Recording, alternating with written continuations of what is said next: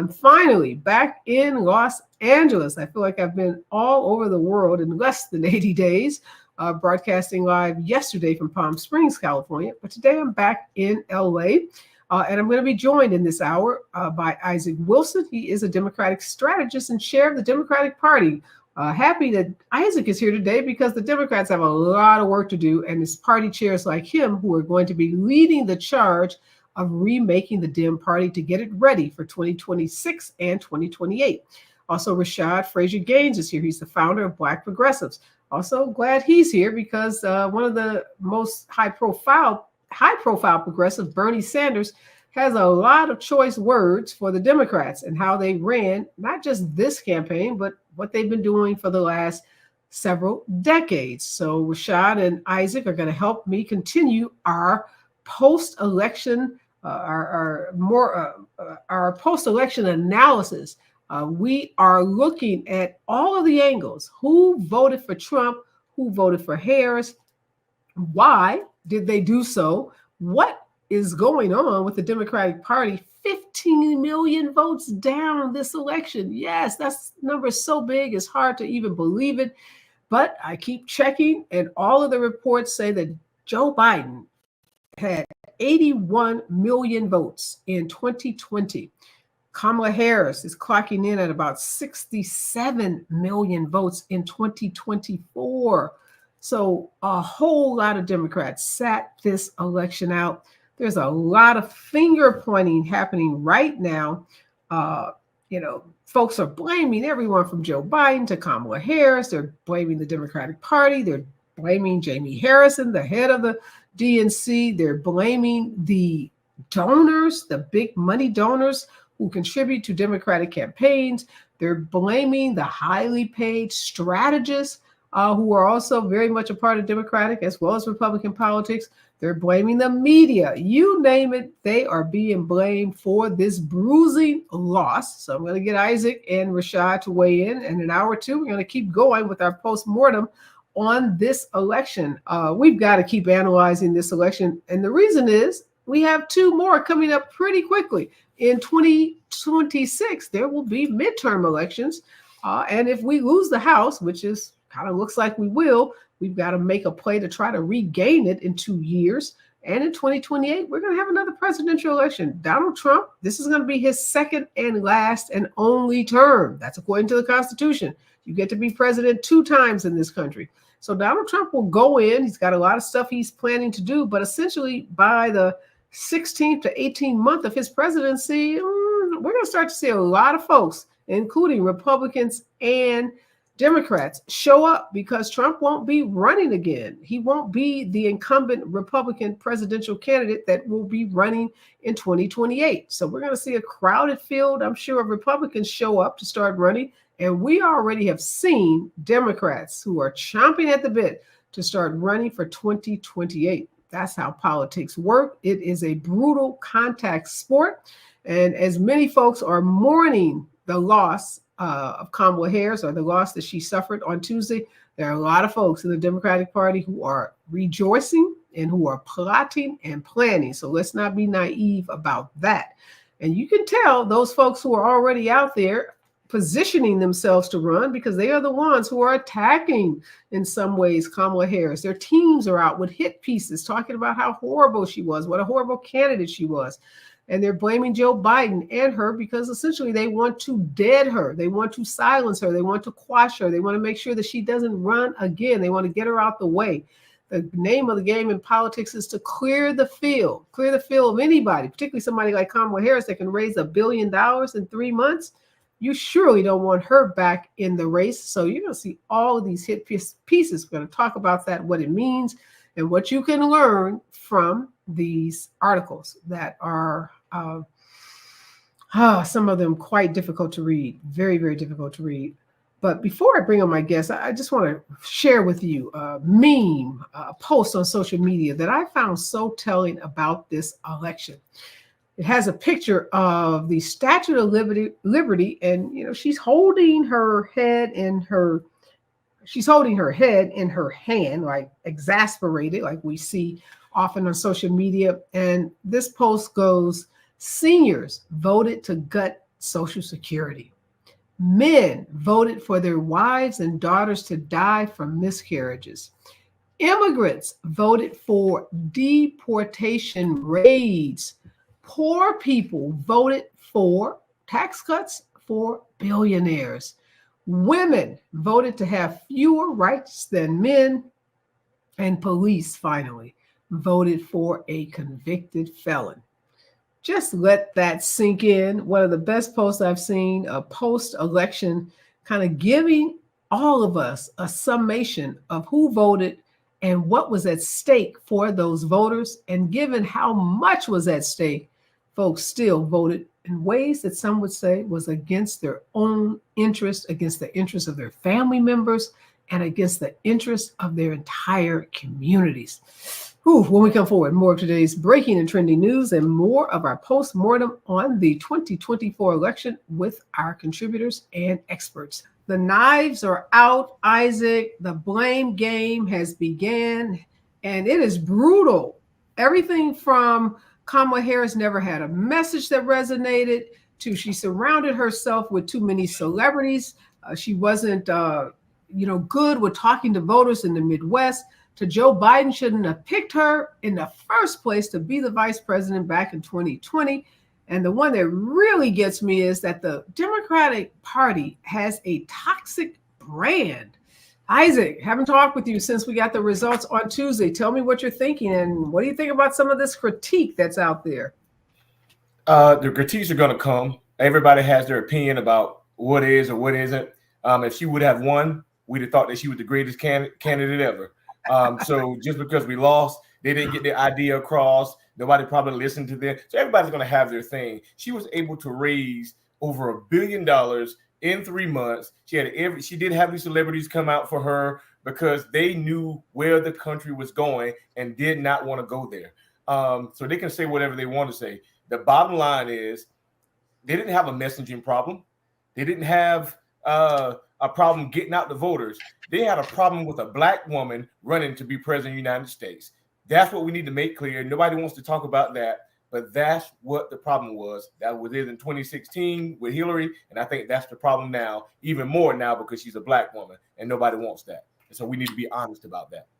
So I've been saying that to Isaac and Rashad. I had a friend push back on me today and say, Areva, don't just repeat what you're hearing in the echo chamber. You have to be able to be objective and critique the Democratic Party, or else we will find ourselves in the same situation in 26 and 28. So I told her, I'm open. So let's have that objective conversation. I said, look, I'm no apologist for the Democratic Party.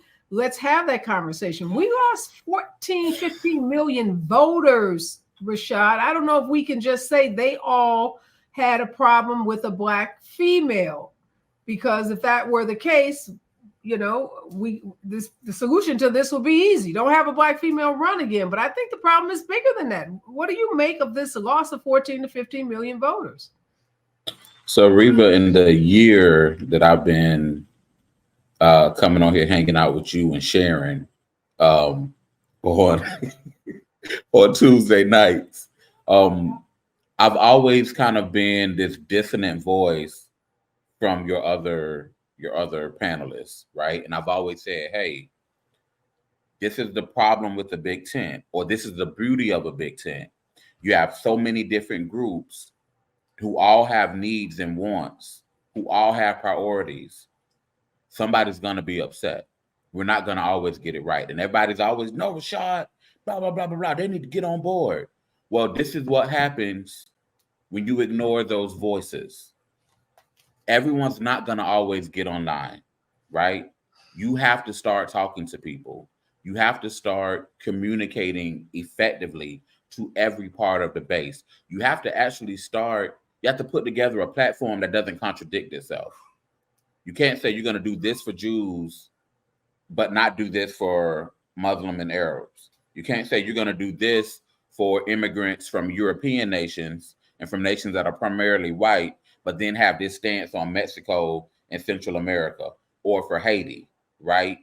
Because the way Cubans are treated versus the way Haitians are treated, all coming in the southern border of Miami, is very differently, right? Wet foot, dry foot.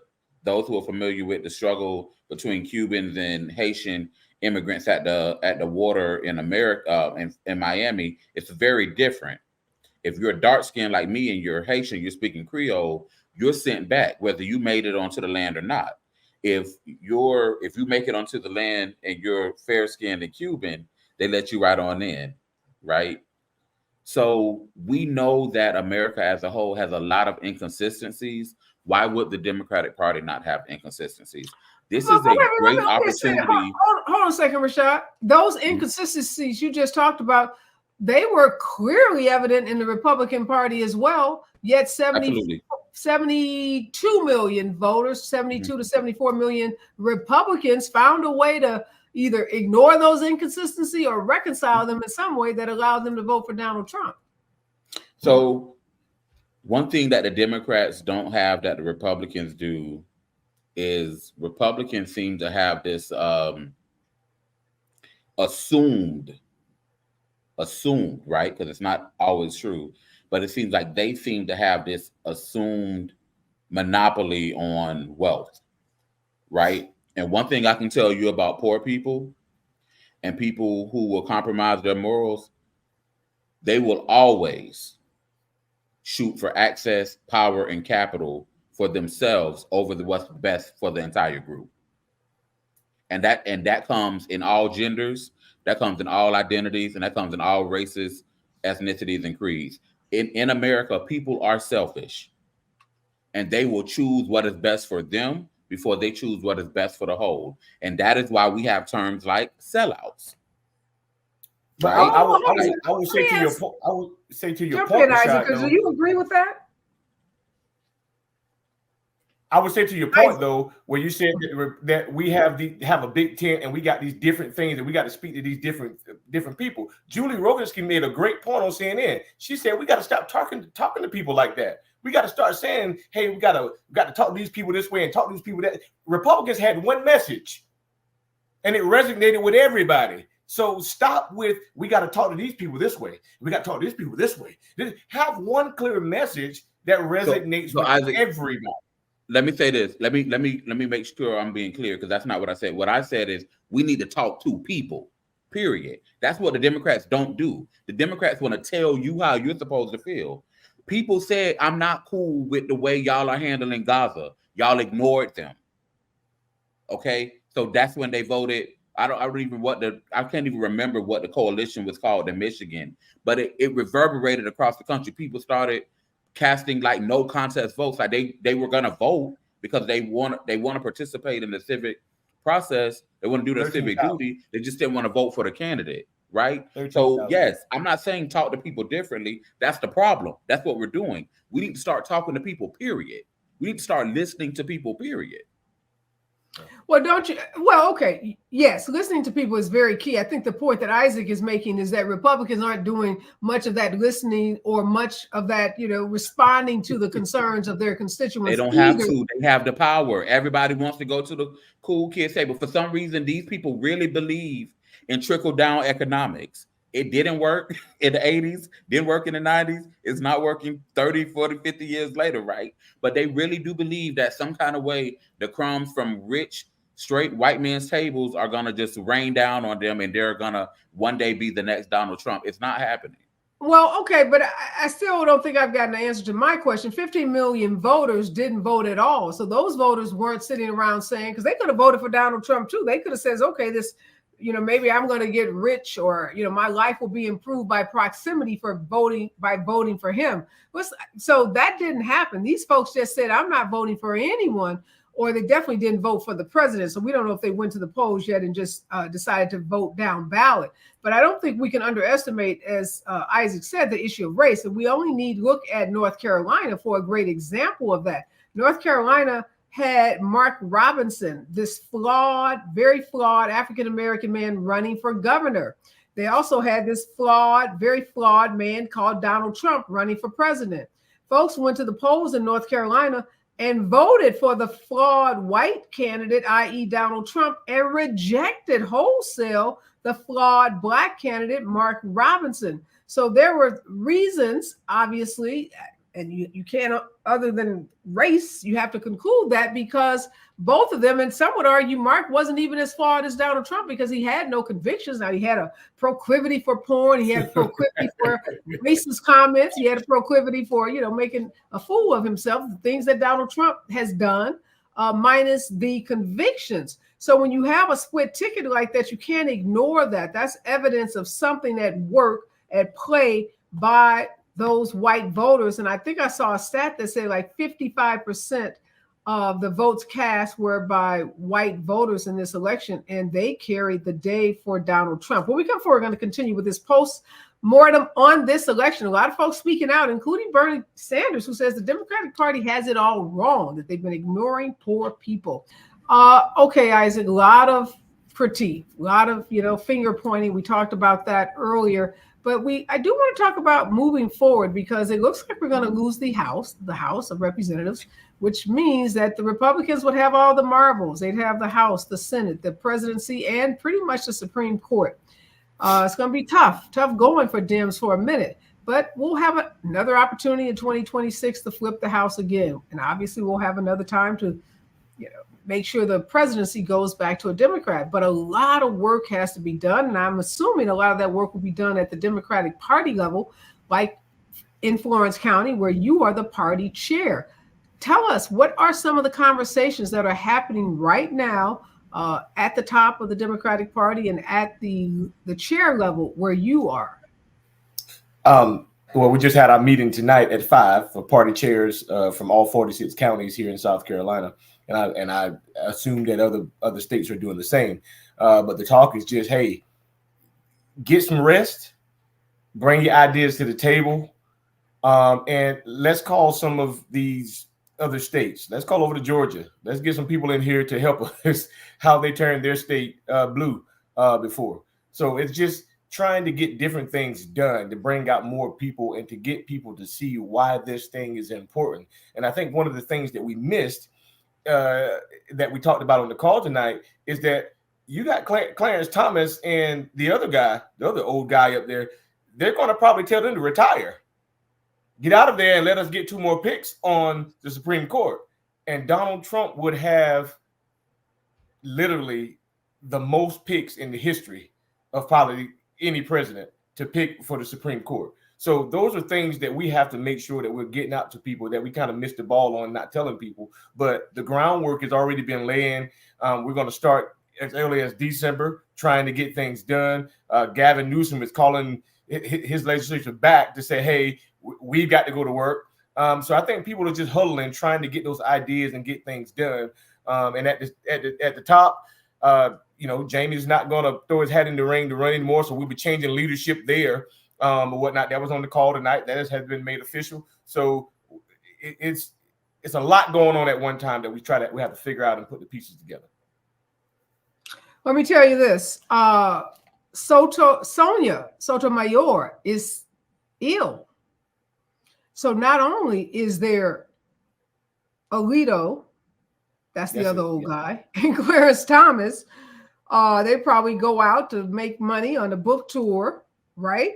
Replace the 2 of them with young conservatives, but Sonia Sotomayor may not be up for the job because of her illness. There were some Rashad folks going around saying, force this lady to resign today so that Joe Biden could try to replace her. Now, obviously, a lot of folks don't understand how difficult it is to get a Supreme Court justice appointed, but that's the rumor. So not only may he get Trump, that is, to replace the 2 conservatives, but there may be a liberal. We already have a 6-3 court. We could end up with a 7-2 court, Rashad. Now, Isaac said we didn't get that word out on that. I know me as a civil rights lawyer, I was on a 7-state tour. I was talking about that everywhere I went. I don't know. It's just so many messages. There's so many things we had to warn people about as it related to Donald Trump that it just became overwhelming, I think, for voters. So my heart goes out to Justice Sotomayor. When I first moved to DC, I lived in Crystal City, Virginia, and I used to catch her in Costco all the time. And she's a really sweet lady. I'll say this. everything that you're saying is correct. Everything that Isaac is saying is correct. But this is my problem with the Dems. We talk about all of this stuff after the fact, right? This is every cycle. Oh, well, this and this and this and that. You should have been talking about that a year ago. We did not know this a year ago, right? So we're always behind. Like, we're the reactionary party. We're not the proactive party. We need to start becoming proactive. What I'm looking forward to seeing is the shake with this DNC leadership change, is the shake up with the leadership of the different committees. Who's going to lead the DS, the Democratic Senate, Senatorial Campaigning Committee? Who's going to lead the DCCC, the Congressional Campaign Committee? Who's going to lead the LCC, the state level legislative, state Senate, state House committees? Who's going to lead the DGA? Who's going to be leading the Democratic Secretaries of State? Like, and are these people going to do their jobs well? Like, are they going to be ceremonial, or are they going to like hit the ground? Are they going to raise money? Are they going to be strategists? Are we going to go back to are we going to be training folks? Are we teaching people how to run for office? Are we actually investing in candidates? Are we doing candidate recruitment and candidate training and cultivation in the off cycle? Like, are we going to utilize Kentucky, Louisiana, and Virginia in these odd year elections as training ground to train folks on how to run for office and how to run campaigns? Like, what are we doing when it comes to just getting back to the fundamentals? Like, people don't know how to organize anymore. We have all of these great tech tools, and I'm so glad that we have them, but they're supposed to be tools that we use to our advantage. They're not supposed to be tools that replace the fact that you got to start talking to people.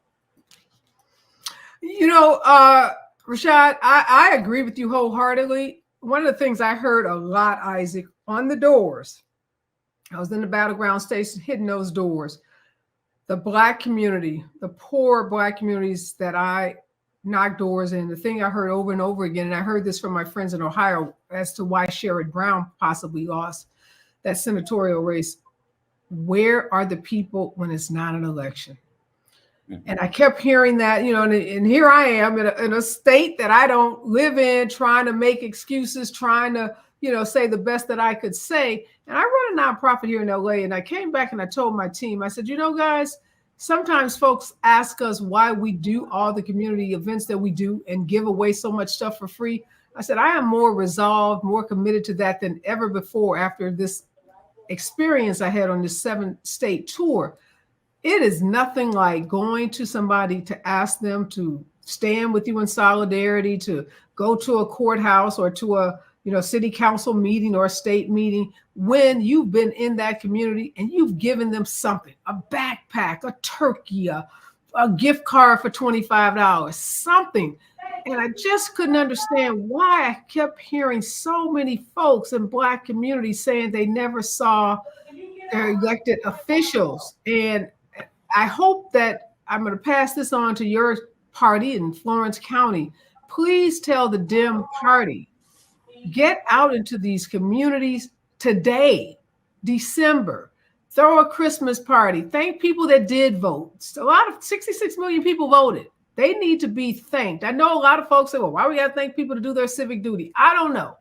But I can tell you, as somebody that runs a very successful nonprofit that gives away a lot of stuff and gets a ton of stuff back as a result of that, I was disheartened to hear how many people say they never saw folks. My friend in Ohio said Black folks were in the barbershop. Sherrod Brown was down the street. They were like, I don't mess with him because he don't mess with us until it's voting time. So I know senators have a lot to do, but they have district directors. And they have access to capital and resources. They have funders. Just go in the community and just, you know, put it on the calendar. Show up once a year, twice a year. I don't know. That was a pet peeve of mine. I was not happy with hearing that over and over and over again. And we have a chance now. We starting from ground zero. We got a chance to go and get all of this right again. When we come forward, we'll talk about this leadership void because Isaac, Jamie isn't running. And we don't have a president in the White House. So we need a super, super strong DNC chair, and we need strong party leadership to get us out of this mess. Who might that be? Okay, Rashad, you say we need strong leadership. Isaac, we know Jamie Harrison isn't the guy. Who is even being talked about as a potential head? Start with the DNC, because that's where a lot of this is going to start. There's no other conversation that needs to be had. The only person that's going to get this done is Stacey Abrams. But if Stacey doesn't want it, because Stacey is living her best life, Stacey look good, that skin clear, hair popping. Stacey is tired of y'all. She's living her best life. But if she doesn't want it, I say call in Big Gretch, because Big Gretch been holding it down in Michigan. I think she can. She's a white lady that folks can get behind. She's realistic. She knows how to talk to people. And some kind of way she's holding it together, and surviving assassination attempts and holding it together. So in my opinion, there's only two people. Number one, Stacey Abrams. Number two, Big Gretch. Great suggestions. I think we have a deep bench. Isaac, what are you hearing, and what do you think about who these two are the potential short list of leaders for the DNC? Stacey's definitely on that list. Keisha Lance Bottoms is on that list. Cedric Richmond is on that list. And there is a floater out there of even putting Roy there, but I don't think Roy gets up the ladder that far. But you mean Roy Cooper, governor of North Carolina? Yeah, Roy. Absolutely not. Yes, I don't think he gets up the ladder, but yeah, so he's on there. But you have to have the ability. Governor Roy Cooper has done nothing but fail Black women. Both of his lieutenant governor running mates were Black women, and Sherry Beasley ran for United States Senate, who was a state Supreme Court justice at the time, and he did absolutely nothing. He failed 3 Black women on 3 major ballots. Absolutely not. Well, I think you're right, Rashad. Stacey Abrams probably, first of all, let's establish this. It's going to be a thankless job. It is going to be a Herculean task to pick up from this kind of bruising loss, not just of the presidency, but the Senate and possibly the House, and to turn this around, a party that is so fractured. We're going to talk about Bernie Sanders, who's just, shooting arrows at the party. We can talk about all these other folks who are shooting arrows, and these folks who want to be president. They're not going to be trying to hear from the DNC because they got their own thoughts about it. We don't know what Kamala Harris is going to do. Just because she lost this time doesn't mean that she may not have considerations for running again. So it's a lot of factions and fractures in our party. So I don't know about Stacey Abrams. Like you said, she seems to be doing well. Keisha Lance Bottom too. Keisha seemingly not very interested in this kind of position as well, based on what we've seen. Cedric Richmond, I don't know. I don't know if folks are that high on Cedric. He may be accused of being a part of the folks that lost this election. That's the problem, Isaac. Anybody that was too close in on this may have the taint of you lost. So why are you coming to run something? Well, you have to have the ability to raise money and talk to people as well. So there's two sides of this thing. Yeah, that person may be likable, not likable, but they can raise money. So in some facts, these people will be a part of be at the table. And Keisha Lance Bottoms comes from Atlanta, Georgia, as a mayor. She knows how to galvanize people to vote and get out, and she knows how to raise money. Bring her to the top. She spent 4 years in D.C. at the White House. So don't know who will get it. It might be nobody that we even mentioning or who they even putting out there. Maybe somebody totally, completely different that we're leaving out. It will be, and they won't be good because they won't be Stacey. If it ain't Stacey, it ain't good. Period. Well, Rashad, we can't just put the whole party on the back of Stacey Abrams. Come on, Stacey. And let me tell you something. And Stacey, like Missy, she gonna flip that thing and reverse it. I have every confidence. And I hope that if Stacey doesn't take it, she will at least consult and advise and help Democrats figure out how to go into these states and get those. We got to get 15 million people, folks. That number is so troubling to me. Joe Biden did it in 81. So in 2020, 81 million folks. So we know it can be done. But it is going to be a big task because folks are unhappy. Folks are not happy with the Dems. And, we've already talked about this Big Tent. Bernie Sanders, He says that we lost this election because we focused on the billionaire class. We let those billionaire donors push us around, and we did not center poor people. What do you say to that, Rashad? And I'll give you the last word on that, Isaac.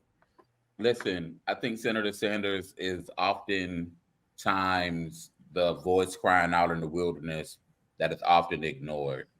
And he's not the only one. We have a lot of people in this party who are sensible, who are people-centered and people-focused.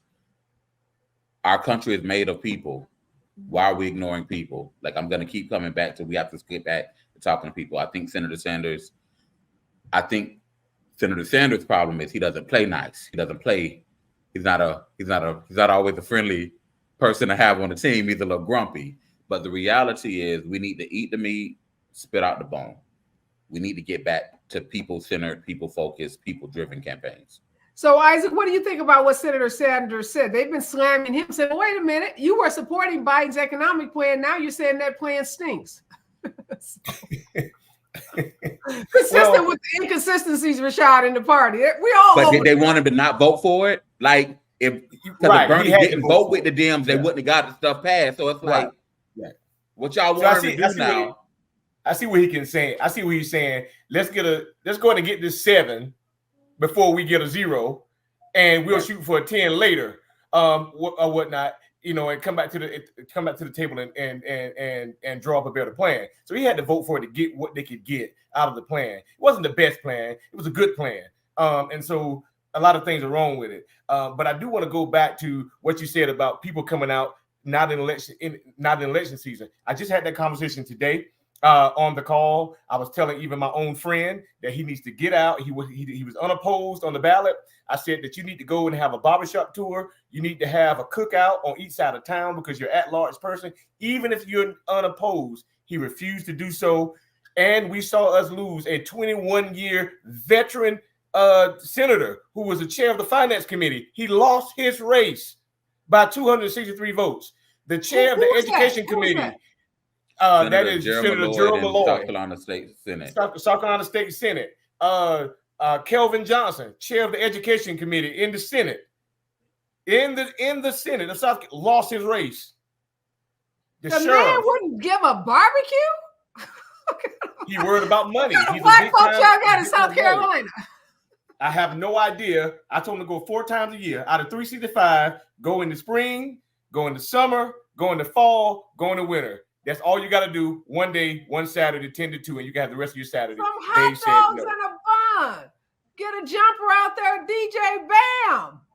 Because what people will remember is when they say, what he done for me? Well, he fed me and my family. Yeah. He gave us a turkey. Gave us a turkey. Gave us a party. Bought my kids shoes for school every year. Okay. Well, they didn't deserve to. I mean, come on. Anybody that is that tone deaf, I'll put it like that. And I don't know these men from Adam or Eve, but we can't be tone deaf going forward. So anybody that is in public office that think that the people won't throw you out, we got evidence, right? We got the receipts that people are not playing. And it may work for white folks not to show up or ride around in, gold-plated planes, but a lot of that old-fashioned retail politics is what Black voters want. I heard it with my very ears. They want to see you. They want to feel like you care about them. They don't want a gazillion text messages. They don't want a gazillion highly slick paid ads from, these consultants. They want to be heard. They want to be touched. They want to be engaged. So if we don't learn anything else from this bruising loss, I hope we take that away from this. Kamala Harris, 107 days. I don't see any fault with Kamala Harris. I'm riding with her till the wheels fall off. But the party has to make some fundamental changes. So we're going to be back here in 2026. We're going to be back here in 2028. And Republicans just appointed a female for chief of staff. So all the claims against them that they don't have diversity, blah, blah, blah. Donald Trump is checking some boxes. So we better wake up and pay attention because we could lose so many rights that we fought so hard for very, very quickly. Yeah. Thank you, Rashad. Thank you, Isaac. We are out of time. We're going to keep with this postmortem. Hopefully we're going to find those leaders. Y'all go and call Stacey and call Keisha and have them take those jobs so we can find those 15 million voters